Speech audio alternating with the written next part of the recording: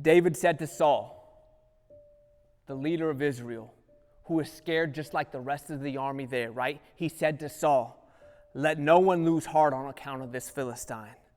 Your servant will go and fight him. Implication, I will go and destroy him, right? I will take care of the problem. Let no one lose heart. He giving them a promise. He giving this king, or was a king, promise. Let no one lose heart. I'm about to go take care of this thing. That is his dream that is in his heart, right? This is how I need you to look at this. This is the dream that he is projecting out there. Don't let no one lose heart on this. I'm going to take care of this thing. It's in my heart. And as long as I'm alive, that dream's alive. Now watch what happens. Because immediately, I promise you, you tell a dream to someone, it's going to come with a rebuttal. I promise you it is.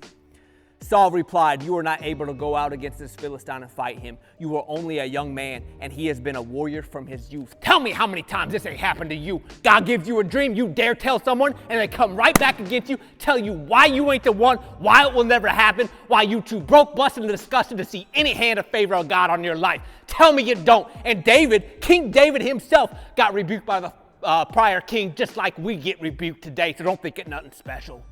You're just going to have to one-up him. You're just going to have to stand firm on what was promised. You're just going to have to believe even in the face of the rebuttal someone else is going to give.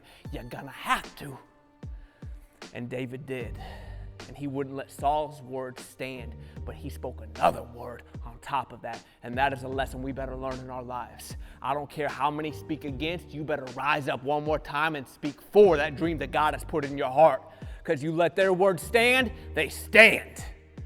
But God has given life and death in the tongue. And if you speak life, life comes. It's crazy how it works, but it works. There's power in those words. And David couldn't let it lie.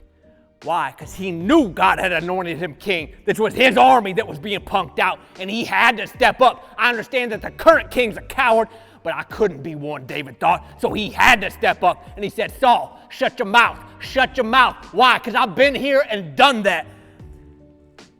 Your servant has been keeping his father's sheep. When a lion or bear came and carried off a sheep from the flock, I went after it, struck it, and rescued the sheep from its mouth. When it turned on me, I seized it by its hair, struck it, and killed it. Your servant has killed both the lion and the bear. This uncircumcised Philistine will be like one of them because he has defied the armies of the living God. Like he's showing him what's up, right? He's telling him the promise of God. He is not letting it lie dormant. Why? Because his God lives. He spoke life and he's speaking life for it. Why? The Lord who rescued me from the paw of the lion and the paw of the bear will rescue me from the hand of this Philistine. And Saul's like, all right, go. And the Lord be with you.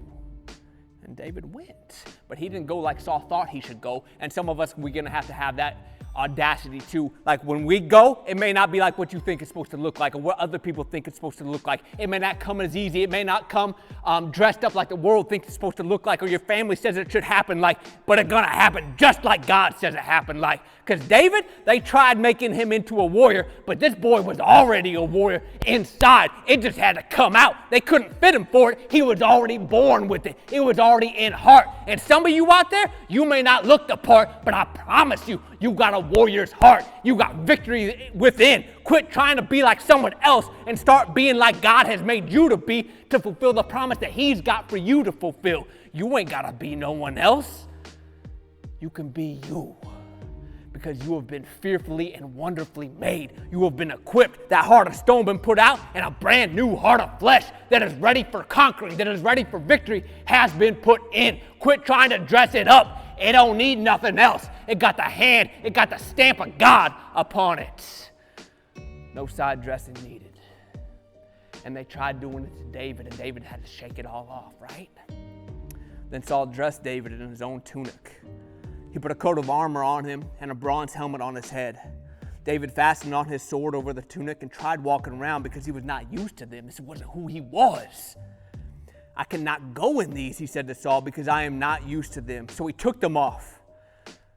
Then he took a staff in his hand, chose 5 smooth stones from the stream, put them in the pouch in his shepherd's bag with a sling in his hand, and approached the Philistine. Meanwhile, the Philistine, with his shield bearer in front of him, kept coming closer to David. He looked David over and saw that he was little more than a boy, glowing with health and handsome. And he despised him. He said to David, "Am I a dog that you come at me with sticks?" And the Philistine cursed David by his gods. "Come here," he said, "and I'll give your flesh to the birds and the wild animals." Like they trash talking up to each other, right? David said to the Philistine, "You come against me with sword and spear and javelin, but I come against you in the name of the Lord Almighty, the God of the armies of Israel, whom you have defied." You just messed up, big boy. "This day the Lord will deliver you into my hands, and I will strike you down and cut off your head. This very day I will give the carcasses of the Philistine army to the birds and the wild animals, and the whole world will know that there is a God in Israel." Promises, promises, right? Like he just keeps speaking them. And they live as long as David lives. But if he about to meet his demise, all those promises that he just spoke, null and void. But look what happens. All those gathered here will know that it is not by sword or spear that the Lord saves, for the battle is the Lord's, and he will give all of you into our hands.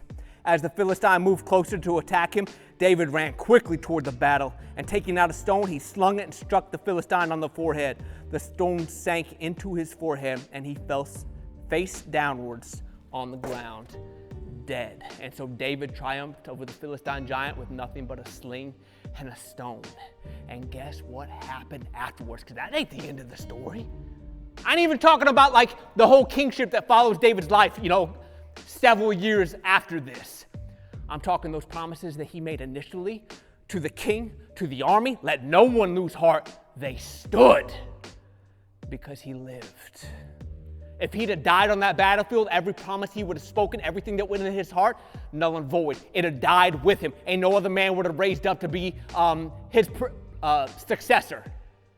His dream would have died, but he didn't die, so the dream lived. And for 10, 15, I don't know how many years it took, Scripture don't really say, for him to actually become king, it lived within that heart. God had planted something in there, and it would not relent. It drove him forward. It would not let him give up or sell out, even in the face of giants, even in the face of heartache, even in the face of hunger, even in the face of abandonment. Even then, he believed.